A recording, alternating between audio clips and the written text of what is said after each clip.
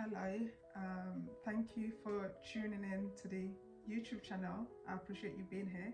So today I'm going to use a story from the Bible, and this is the book of Jonah. And in particular, I'm going to look at Jonah chapter 1. So I'm going to first summarize the story, like what happened in the book of Jonah.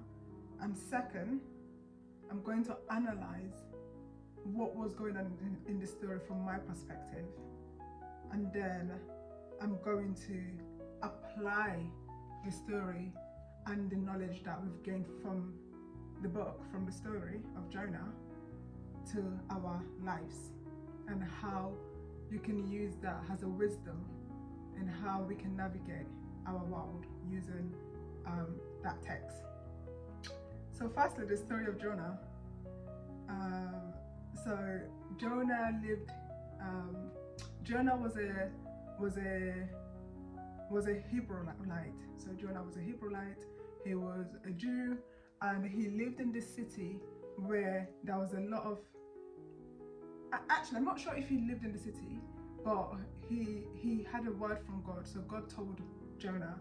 God told Jonah that this city called Nineveh was sinning, and the sin of the city has reached unto God. And God asked Jonah to go to this city and to tell them that they must repent. And what did Jonah do? Jonah was like, nope, I'm not doing none of that. So what did Jonah do? Jonah woke up and decided that he's gonna do his way. So his plan was to go to a place called Tarshish. That's where he wanted to go. But however, to get to that town, he needed to go through Joppa. So what Jonah did, Jonah went to the boat and got the boat, and on his way to Joppa, he was on this boat with other people going, I guess, to Tarshish as well. And there was so much wind, there's storm coming, the boat was shaking, and all these things was going on, and people were scared on the boat. They were like, oh, what's going on? And I think back then they were very spiritual. They were like, why is this happening? Which is different from today's society, where when things happen, we have other explanations for it that are mostly logical and scientific. But for them, that wasn't how they thought about it. It was like, oh, what's going on? Why is this happening? So they prayed. And the people on the boat told each other, let's everyone pray to their God. They didn't say pray to my God or you pray to my God. They were like, everyone, whatever God you believe in, at this point it's life and death. I don't care. Everyone just pray to your God. The goal is that we're saved. We don't really care what God people are praying to. So whatever you believe in, pray, please, let us survive. So that was what was going on this boat. And then the captain saw Jonah was sleeping. He was probably snoring away at this point. He was sleeping. He was like, what are you doing? Why are you sleeping? We're about to die, effectively. Like, there's all this storm going on. Please get up and pray to your God. So I can just imagine the fact that Jonah was sleeping while all this thing was happening. It must have been a lot of commotion. If there's wind, there's water splashing, the boat is moving. It seems like it was a really dangerous situation they were in. So the fact that Jonah was sleeping tells me that he was really enjoying the sleep. He was knocked out, basically. He was deep in sleep, and basically he got up and he went to them, and what was astonishing is that is the fact that they were like, okay, let's cast a lot, because they prayed. They saw that the storm was still happening. They're like, okay, let's cast a lot. Let's see why this is happening. Whom among us has brought us this disaster, that we're about to perish, that we're about to die? So they cast a lot, and the lot landed on Jonah. So the lot said Jonah is the cause for what was going on. And what's interesting is that I don't think Jonah told them that he was the reason why it was happening until the lot fell on Jonah. So I'm not sure if that was intentional, but it was after the lot fell on Jonah. And then they asked him, they were like, these were quite intellectual people. They asked him, they were like, why? Tell us who is responsible for what is troubling us. So they looked at Jonah, they said, so you need to tell us why this is happening. What kind of work do you do? And they wanted to ask for his occupation. What job do you do? And why is this happening? And Jonah basically explained, he explained that God asked him to visit Nineveh and he refused, and he's on his way to Tarshish. That's why he thinks, I don't think he said actually he thinks, he basically explained, he said this is why this is happening. The boat and the calamity that's about to happen on this boat is because of me. And then they asked him, they said, okay, now that you are the reason that the storm, we're about to die, what should we do? Because they didn't know what to do at this point. They're like, okay, now we know you're the problem, what should we do? And Jonah said, you need to pick me up and you need to throw me out of the boat. That is the only way that you will be saved, because God is punishing me. What's happening is not because of you, it's because of me. And the only reason that you can continue sailing safely is if you throw me out the boat. And the other people on the boat didn't want to do that. They did not want to do that. So instead what they did was they tried to see if they can steer the boat in the opposite direction. You know, when there's storm, you want to go on that side so you can evade the waves and all of that. So they tried that, it did not work. And then what else did they do? They cried to God. So they cried to God, asking God, please allow us to overcome this storm. Please save us. Please don't let us die for this man's sins. So they prayed, and the storm was still going on. And they decided, okay, let's cast Jonah off the boat. So they then threw Jonah off the boat. And when they threw Jonah off the boat, as soon as they cast him out of the boat, that's when the storm ceased, and there was peace that came over the sea. And then what did they do? The people on the boat. So they exceedingly feared God. So when they saw what happened, and they saw that Jonah, once they kicked out Jonah, the boat returned to normalcy, the climate was back to normal, they realized, wow, so that was actually God. This is God. And God has saved us. And what did they do? They prayed to God. They prayed to God. Remember, these people believed they're different gods before they encountered Job. But after that encounter, they prayed and they gave sacrifice to God, to the God of Jonah. And then what did they do? They vow. I'm interpreting that they vow that they would follow this God, this new God that they found. So in a nutshell, that's the story of Jonah, the first chapter of Jonah.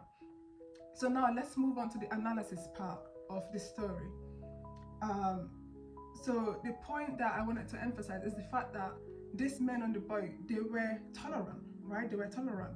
I'm guessing that they might have been from different tribes, from different lineage, from different tribes, and they all met on this boat. And they looked at everyone. They didn't say, believe my God. They looked at everyone and said, pray. So whatever you believe, you pray to that. You know, so they were men that were tolerant to other people's faith. And they were also tolerant to Jonah's faith when Jonah started praying. And also there was some level of humility, because when Jonah was like, throw me, these men, even though they didn't believe in the God of Jonah, when they realized that what was happening was a direct result of Jonah, the threat that they were encountering in their lives was because of Jonah, they still did not want to throw Jonah out. So there was that humility that they had. They tried everything. They tried to overcome the storm. They prayed. They realized that throwing Jonah out was the only option. It was a last resort for them. What that makes me think of is, in this life, sometimes we don't go to see what is the last resort. We just do what we think is. We don't look at all the alternative. Sometimes we just throw other people under the bus. That is what we see as the first result, is the extreme. But in this situation, they tried everything else before they chucked Jonah out. So they did have some level of humility. And also, what was astonishing by these men that were on the boat is that it seems like they knew about Jonah's God, because when Jonah talked about the encounter he had with God and God telling him to go to Nineveh and he refused, they were scared. They were like, oh, why did you refuse to do what God said? So they didn't dispute, they didn't argue like, oh no, it's not true. They just said, oh, like why did you not do it? Why did you not do what God told you to? So there was that level of acceptance as well that they had. And then what else came up to me? And also another thing, they were quite intellectual, because when they realized Jonah had disobeyed God, they wanted to understand more about Jonah. Almost as in, why should we believe what you're saying? Like, tell us a bit more about you. So they asked Jonah about where he came from, which city he belongs to, like where is he coming from, why was he on the boat, which clan does he belong to, and which God does he serve. So they asked all those things to understand a bit more about who this Jonah is, and who is this God that Jonah is telling them about. So there was level of intellect that these people had. And also another thing as well that stood out to me is the fact that after the storm stopped, they didn't just go back to say, oh, okay, now we're saved, whatever, like let's move on with life. That sometimes we do when there's difficulty going on. Maybe we'll pray it and God answers and we just move on. We'll forget about the promises that we made, or we forget about the dangerous situations we were in. But these men, they didn't forget. When that situation happened, they prayed immediately that God saved them. And after they took out Jonah, they prayed, and after that they made sacrifice. So there was ongoing tributes that they made to God, and then they vowed. So they made a promise. A vow is usually a promise that we make, like when you vow to marry someone. It's normally something that's very important. So they made a covenant and a vow with God, to serve God. So they weren't ungrateful that this God that they didn't know has rescued them, and then they forget, they go return back to their God. But the story tells us that they carried on worshiping God. So they were quite intelligent men on the boat. And also they believed when Jonah told them about why this punishment was coming upon him, they believed straight away, and they feared God. It says they feared God, and they prayed as well. What I want to connect this to is sometimes when, in terms of Jonah, and you can apply this to yourself if it's applicable, but sometimes when we are chosen for a task, when God chooses, there's another place in the Bible where it says many are called but few are chosen. Sometimes when people are chosen, not sometimes, most of the times when they're chosen, you can try going all different ways, but you come back because God has chosen you. It's almost as if you can try different routes, but God will bring you back. That's the difference between being chosen and being called. When you're called, you can decide if you want to answer that calling. You can decide, okay, God has called me, let me answer. Or when someone is calling you, let's say a random stranger calls you, or a family member calls you, you can choose to answer, or you can choose to ignore, right? But when you're chosen, it means God has plucked you. God has taken and said, this is the person I've collected. Out of all these people, I've collected you. And I'm not asking you, I'm instructing you. So that's what happened. God instructed Jonah. He said, Jonah, this is what I want you to do. And Jonah was like, nope, I'm not doing none of that. I'm going to follow me. I'm going to do me. So that was the attitude that Jonah had. But because Jonah was chosen, even though he wanted to do this, God did not immediately punish him. God is like, okay, let's see how far you're going to go with your will. Let's see how far you think you can get away with this. So it was between Jonah getting to Tarsus, I think that's the name of the city, in another city, in the middle of where he was going. So he was in the middle from where he was going, that God decided to punish him. God did not allow him to get to his destination.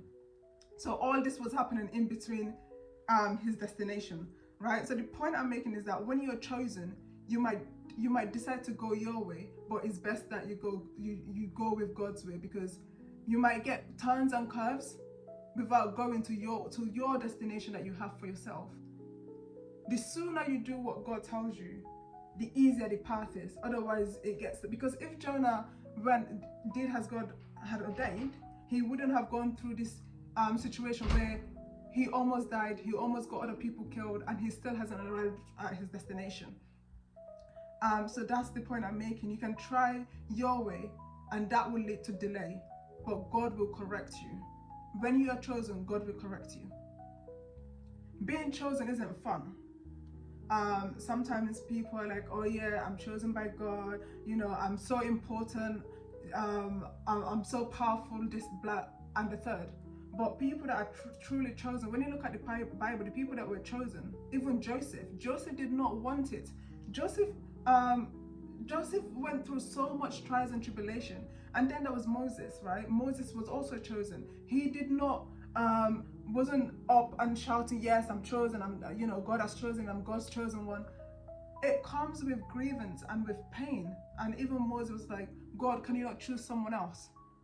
And God was like, no, I've chosen you. So most of the times when you're chosen to do God's will, it's not going to be easy sailing. It's not going to be that you're going to be rich, that you're going to be famous, that you're going to have all these material things. There's a lot of trials and tribulation, and there's a lot of sharpening that happens. That's what it is when you're chosen. And without you knowing the plan that God has for you, it almost feels like a burden. You feel like you've been burdened by this great calling, this great thing, this great sacrifice that you have to make. Because Jonah, we don't know what was in this city that Jonah wanted to do, but God was like, no, go here. So Jonah had to forsake what he wants to do what God wants. That's what being chosen is. You have to forsake your desires. You have to forsake your wants. And there's a lot of pain that comes with that, with forsaking. You're in this world and you want to partake in this world. But God is like, nope, you're in this world. You're just an ambassador in this world. You're not going to just be doing everything else that other people are doing. So it comes with a lot of pain because you can't enjoy what this earth has to give. Because the enjoyments of this earth is going out, partying, having material gains and all these things. And when you have those things, that's when people class you as part of the world, or knowing what's going on, the trends that are happening, the dance moves that are going on, the slang that's going on. You're in the in, right? But when you're chosen, you're set apart. You don't enjoy those things. You don't want to partake in these things. You feel almost strange, and there's a lot of pain that comes with that because you just want to be like everyone else. But God is like, nope. We're not doing that. We're not doing that. You think you're gonna do your way, but we'll see how far you get. So that's basically what happened with Jonah. And also what was so astonishing about this story is that even though Jonah decided to disobey God and do his will, God used that situation for his glory. So Jonah was like, no, I'm gonna go on this way, I'm gonna go do my way. And still God used that encounter, that situation for God's glory, because the other people that were underbows that did not believe in the God of Jonah, they ended up coming to the God of Jonah. So even though sometimes we're doing other things that God do not want us to do, God will use that for his glory, So on that day, Jonah's explanation of how God has instructed him and the consequences that happened was a testimony to those people on the boat. That's what ended up happening. So even when God is chastising, there is still lessons to you and the other people that witness it. So that's what ended up happening to Jonah. So now let's move on to the application of this story, of what happened in the book in Jonah's life, at least in the first chapter. So I guess as we go on to 2026, I want to ask you, are we sitting and waiting for what God has instructed us to do? That's the one part of that question. Are we waiting and trying to hear God? In this situation, God told Jonah what to do. Are we waiting and making sure we're hearing what God is telling us to do? So as we go into 2026, I want us to practice just waiting or praying and asking God to direct our life so we can hear what he's saying. Because sometimes that's the first part. We're even blocked to hearing God. That's the first part. And the second part is God instructing you, and are you deciding to just follow your way, to do what you want to do, because that's what's fun. This is your life. You know, this is your life and you're going to live it. You're going to YOLO it. You're going to YOLO your life.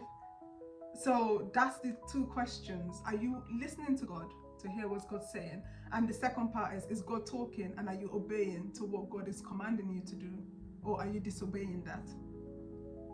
So are you waiting for God to direct your path, or are you directing your own path? Is there anything that God has put in your heart to do that's not your plan? That's not your plan for your life? Or are you doing something that is basically what Job was doing on the boat? Have you decided to not go with what God has instructed, and you've decided to do your thing? And it's the situation right now, the delay that's happening, is it a consequence of that disobedience? Are you in your own boat right now? Is that storm happening in your life as a direct result of disobedience? Sometimes when there's stagnation in our lives, sometimes that's our rocky boat moment. When there's stagnation, it seems like we're knocking doors, but doors are not opening. We're like, why God, why have you forsaken me? And God is like, nope, I'm directing you. I'm giving you a sign. I'm giving you a sign that this is the storm on the boat. This is the storm on the boat, and you need to change course. Sometimes when there's a stagnation, when there's delay, when there seems like there's no progress, that is divine God orchestrated. That's saying, take a pause and ask yourself, are you on the storm? Are you on that boat? Is that your Joppa moment? So whenever there's stagnation, it seems like you've tried everything on your power, you've done everything, you've maybe gotten a degree, you're applying for work, you're applying for job, and just nothing is happening, almost in a way that is supernatural. Maybe let's take a pause and ask, is this Joppa? Is this the Joppa moments that's going on that boat? And then the second thing I'm suggesting that we do in 2026 is that let's search our lives. Let's search our life. Is there a Jonah in our lives? Is there someone that's the equivalent of Jonah in our lives?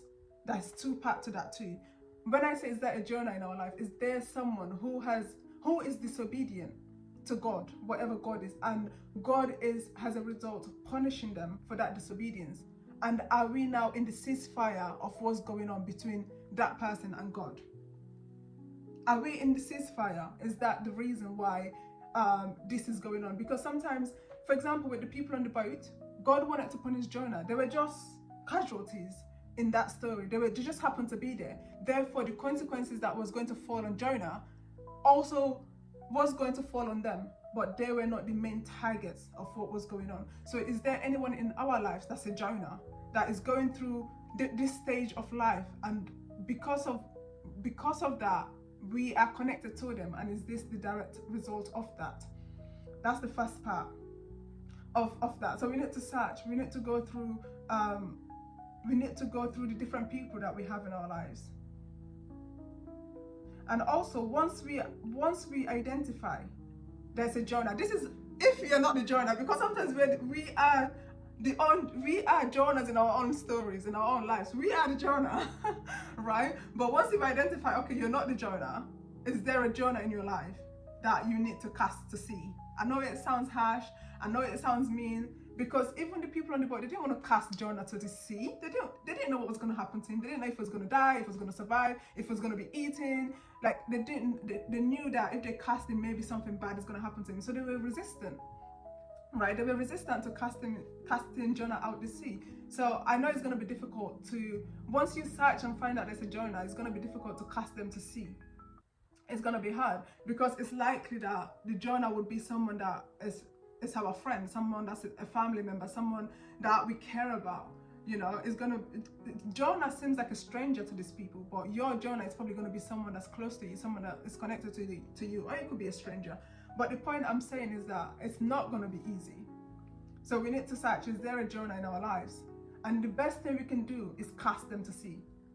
That is not just best for you, as in you're not taking on someone else's burden, but at the same time, God is gonna shape that person. Because what happened, I didn't carry on reading, but what happened when they cast Jonah to sea?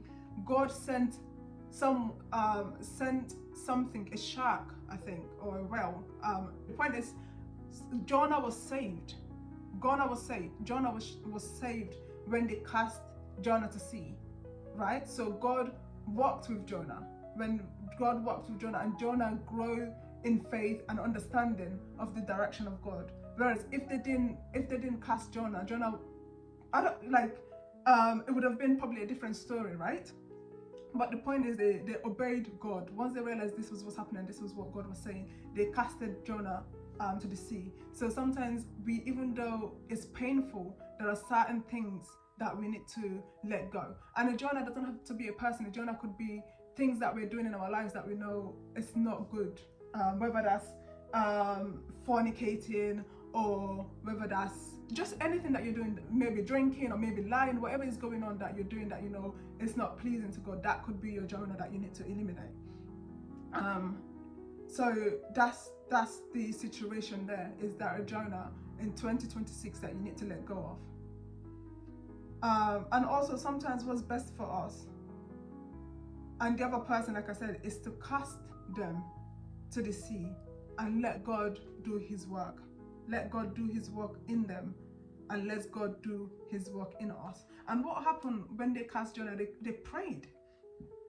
So they realized this is now out of their hand. They realized that this is something that's going on between God and Jonah. And the only thing they can do at this point is to pray. And that's exactly what they did. They prayed, they made sacrifice to God, and they vowed to God. So that's the story of Jonah.